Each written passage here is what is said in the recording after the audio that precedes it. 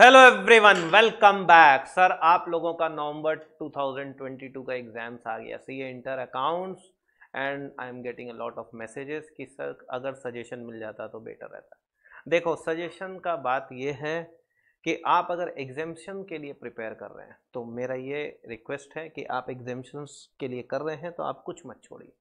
हाँ, अगर आप पूरा ग्रुप पास करने के लिए कर रहे हैं प्रिपरेशन तो हम आपको कुछ इंपॉर्टेंट बता देते हैं जो आपको हेल्प करेगा।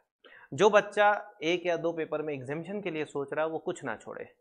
हाँ, कुछ इंपॉर्टेंट टॉपिक्स है जिन पे आप ज़्यादा कंसंट्रेट करेंगे तो आपके लिए बहुत बेटर रहेगा। Sir what is the important, हमने कुछ लिस्ट बनाई है जिसके बेसिस पे मेरे को लगता है कि ये एग्ज़ाम में आएंगे, तो आपको उनको देख लेना चाहिए। सर क्या क्या है? पहला चीज़ मेरे हिसाब से सबसे पहले आपको अप्लीकेबिलिटी ऑफ अकाउंटिंग स्टैंडर्ड देख लेना चाहिए। लेवल 1 2 3 4 वाला और एसएमसी एंड नॉन एसएमसी वाला पार्ट ढंग से करना चाहिए। मेरे हिसाब से वो बहुत इंपॉर्टेंट रहेगा और इस बार क्वेश्चन नंबर 6 का एक क्वेश्चन उससे रिलेटेड आना चाहिए। सेकंड, अकाउंटिंग स्टैंडर्ड्स में क्या इंपॉर्टेंट है? सर सबसे ज़्यादा इंपॉर्टेंट AS11 है, जिसके अंदर में फॉरेन ब्रांच अपने आप में बहुत इंपॉर्टेंट हो जाता है, जिससे रिलेटेड मेरे को लगता है एक 10 मार्क का क्वेश्चन भी आ सकता है। सेकंड, सर जी AS11 में जो हम लोग फॉरवर्ड कॉन्ट्रैक्ट्स को लेके बात करते हैं वो बहुत इंपॉर्टेंट रहेगा आपके लिए, तो उसको जरूर देखना। थर्ड, AS2 में सर जी वो वैसा टाइप का क्वेश्चन बहुत इंपॉर्टेंट रहेगा जिसके अंदर में सर नॉर्मल लॉस या कुछ हुआ है, जिसके अंदर में अपने को पता चलता है कि कुछ नॉर्मल लॉस हो गया तो उसके चलते अब नॉर्मल लॉस भी उसके अंदर में इंक्लूडेड है, तो वैल्यू ऑफ इन्वेंट्री क्या होगी। या सेकेंडली सर जी एक क्वेश्चन है जो कि बेसिकली कि रॉ मटेरियल का वैल्यू इतना है, उसका रिप्लेसमेंट कॉस्ट इतना है, WIP का ये कॉस्ट है, अभी तक जो लगा है वो ये है, और फिनिश गुड्स का ये कॉस्ट है, लेकिन इसका NRV उससे कम है, तो उसको किस पे वैल्यू करेंगे? तो अपने को थोड़ा रॉ मटेरियल, WIP और फिनिश गुड्स सब में सर जी कैलकुलेशन करना पड़ता है। उस टाइप का क्वेश्चन बहुत इंपॉर्टेंट रहेगा इस बार। अगर आपको ये क्वेश्चन नहीं मिले तो आप मेरा ऐप डाउनलोड कर लीजिए, आदित्य डायमा क्लासेस। हम उसके अंदर में मेरे सीए इंटरमीडिएट अकाउंट से रिलेटेड एक ऐप बैच बना रखा है हमने, हम उस वीडियो को फ्री कर दे रहे हैं। वो वीडियो आप जितनी बार चाहें आप उतनी बार देख सकते हैं। इंपॉर्टेंट AS क्वेश्चन बोल के उसमें है, अकाउंटिंग स्टैंडर्ड में जाना फोल्डर में, उसमें इंपॉर्टेंट अकाउंटिंग स्टैंडर्ड्स बोल के है।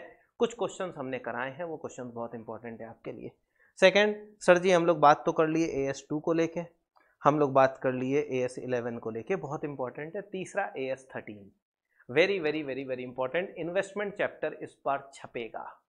AS13 भी आ सकता है जिसमें लॉन्ग टर्म शॉर्ट टर्म वाला कहानी जो था ना, लॉन्ग टर्म इन्वेस्टमेंट्स को करंट इन्वेस्टमेंट्स बना रहा है या करंट को लॉन्ग टर्म बना रहा है, तो कॉस्ट और फेयर वैल्यू या कॉस्ट और कैरिंग अमाउंट जो भी कहानी था वो देख के जाना। ये भी मेरे उस वीडियो में कवर्ड है। सर जी AS13 इन्वेस्टमेंट चैप्टर अपने आप में बहुत इंपॉर्टेंट रहेगा, थोड़ा देख के जाना। लास्ट AS10 जो कि हमेशा के लिए बहुत इंपॉर्टेंट रहा है, इसमें इस बार मेरे को लगता है बेरर प्लांट और देख लेना, कॉस्ट ऑफ एसेट को देख लेना एक बार। और तीसरा सर जी इंस्पेक्शन और करता है तो उसको रिकॉग्नाइज और डी रिकॉग्नाइज को लेके जो बात होती है उसको थोड़ा देख लेना। ये कर लेने से तुम्हारा ये चीज़ काम हो जाना चाहिए। AS1 मेरे को उतना इंपॉर्टेंट नहीं लग रहा है। AS3 हमने बता दिया, कैश फ्लो का डायरेक्ट मेथड आने का चांसेस है 10 मार्क्स के लिए, ये थोड़ा ध्यान रखना। अच्छा, और सर टॉपिक्स में अगर आप बात करें तो मेरे हिसाब से रिडेम्पशन ऑफ डिबेंचर हिट हो चुका है, ये आपके पेपर में है, इसको थोड़ा ढंग से करना चाहिए आपको। राइट्स एंड बोनस में से कोई एक मेरे हिसाब से 5 मार्क के लिए 6 नंबर क्वेश्चन में छपेगा, what I think. Sir ji next कुछ चैप्टर्स है जिनसे रिलेटेड हमने सर क्वेश्चंस दिए हैं बच्चों को कि भाई आप अपने इंस्टीट्यूट के बैठ के इलस्ट्रेशंस और किनको क्या क्या सॉल्व करना चाहिए। हाँ, फाइनल अकाउंट्स में डिविडेंड को लेके एक क्वेश्चन है, इलस्ट्रेशन नंबर 4 है शायद, हाँ 4 नंबर इलस्ट्रेशन जरूर करके जाना, 3 और 2 को देख लेना, इतना कर लेना। अब हर चैप्टर में जो मेरे को लगा काम का क्वेश्चन, ब्रांच में मेरे को लगता है इंडिपेंडेंट ब्रांच हिट होना चाहिए इस बार, जर्नल एंट्री भी इंपॉर्टेंट है। Sir ji redemption of debenture में आपके इंस्टीट्यूट के मैट का इलस्ट्रेशन नंबर 6 और प्रैक्टिकल क्वेश्चन को हम जब भी बोलेंगे question number, it means practical question, ये ध्यान रखना। Question number 1 2 and 4 will be very important. Secondly sir ji अपना next chapter sir ji preference share इस बार उतना इंपॉर्टेंट नहीं है, बट प्रैक्टिस के लिए आपको करना हो तो इलस्ट्रेशन 9 और 10 देखिएगा और प्रैक्टिकल क्वेश्चन का 2 और 3 नंबर देखिए। Next sir rights and bonus, मेरे को लगता है 5 मार्क के लिए आ सकता है, उससे ज़्यादा के लिए इंपॉर्टेंट नहीं है। Pre post this time I feel it's not very important, पिछले बार ऑलरेडी 20 मार्क के लिए आ चुका है, ये अपने औकात के ऊपर ऑलरेडी जा चुका है, तो मेरे को नहीं लगता इस बार उतना हिट होगा। सर जी इसके बाद अपना फाइनल अकाउंट फिनेंशियल स्टेटमेंट्स वाला जो यूनिट है मॉड्यूल 2 में, उसके अंदर में क्वेश्चन नंबर 4, 5 जरूर देखना, और क्वेश्चन नंबर 4, 5 एंड 6 देख लेना। क्वेश्चन नंबर 4, 5, 6 मतलब प्रैक्टिकल क्वेश्चन जो पीछे देता है इंस्टीट्यूट, वो ध्यान रखना। साथ में illustration number, cash flow statement का इलस्ट्रेशन नंबर 4, 5, 6 देखिएगा और इलस्ट्रेशन नंबर 8 देखिएगा। क्वेश्चन 4, 5, 6 एंड इलस्ट्रेशन 8 देखिएगा। कैश फ्लो डायरेक्ट मेथड आने का चांसेस बहुत हाई है, बहुत बहुत बहुत ज़्यादा हाई है। और एक वो देखना इंपॉर्टेंट क्वेश्चन में डाला हमने, कैश एंड कैश इक्विवेलेंट में क्या क्या आता है, वो थोड़ा ध्यान रखना प्लीज़। 3 मंथ वाला कहानी था उसके अंदर में, याद है ना, वो थोड़ा देख के जाना। आगे module 3 investment, very very very important. मेरे को लगता है प्रैक्टिकल क्वेश्चन नंबर 2 और 5 थोड़ा ढंग से देख के जाना, बाकी पूरा भी देखो तो ज़्यादा अच्छा। 20 मार्क का इन्वेस्टमेंट छपना चाहिए। Foreign branch very very very very very important. Sir ji loss of stock 5, sir illustration number 2 देखिए, और मेरे मैथ का क्वेश्चन 4, 5, 6। अब हम कैसे आपको बताएं क्या है, sorry for this but please थोड़ा सा देख लेना। आगे हायर परचेज में सर इलस्ट्रेशन नंबर 5 और 9 और क्वेश्चन नंबर 3 देखिएगा। डिपार्टमेंट मैनेजरियल रेम्युनरेशन को लेके जो क्वेश्चन है वो देखना, मार्कअप को देख के जाना, मार्कअप आ सकता है इस बार, और इलस्ट्रेशन 4 जरूर देखना। ये कुछ क्वेश्चन है जिनको आपको ढंग से देखना चाहिए। Redemption of debenture, investment, AS11, AS13, AS2, AS10, these are very very very very very very important. Rights and bonus में राइट्स 5 मार्क का आना चाहिए, this is what I think.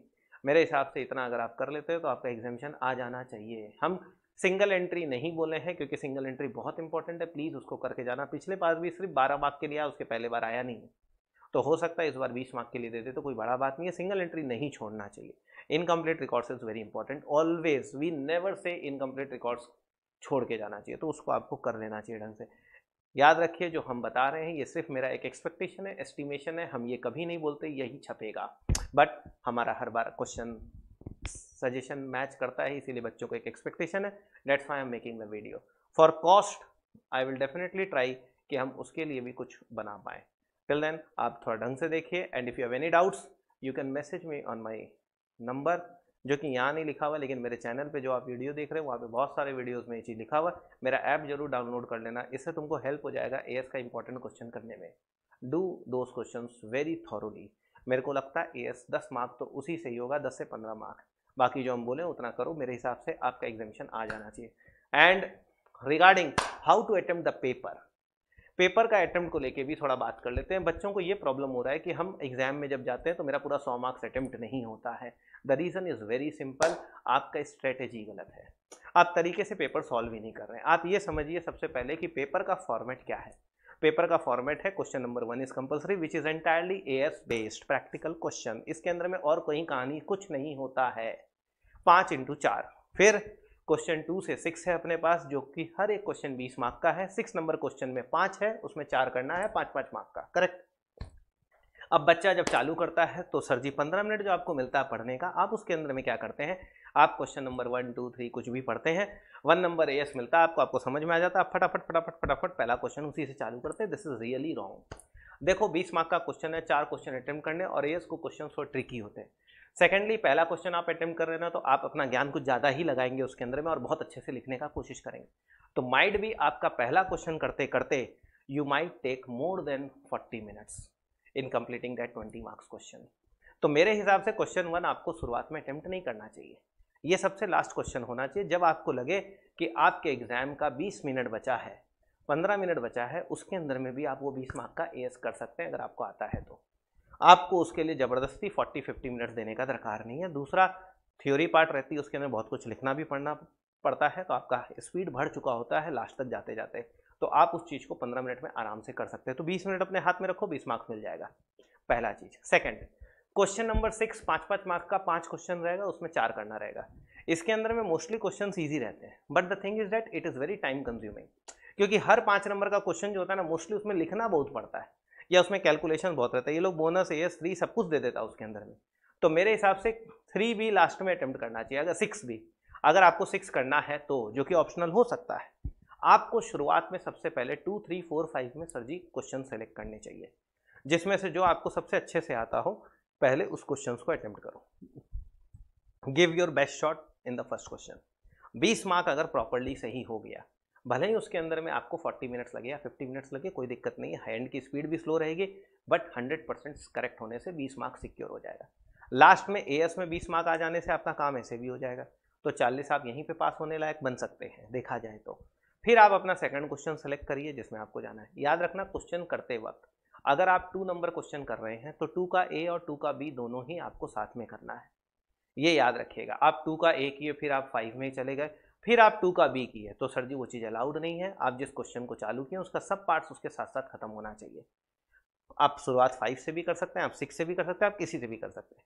मेरा ये रिक्वेस्ट है कि पहला और छठा नंबर फर्स्ट तो अटेम्प्ट करना कंपलसरी है, तो उसको तो लास्ट का 20 मिनट में करना, और छठा भी करना हो तो उसके पहले का 20 मिनट में करना, to be very frank 20-25 minute में, तो तुमको लास्ट का 45 मिनट्स में 40 मार्क का एडवांटेज मिल सकता है।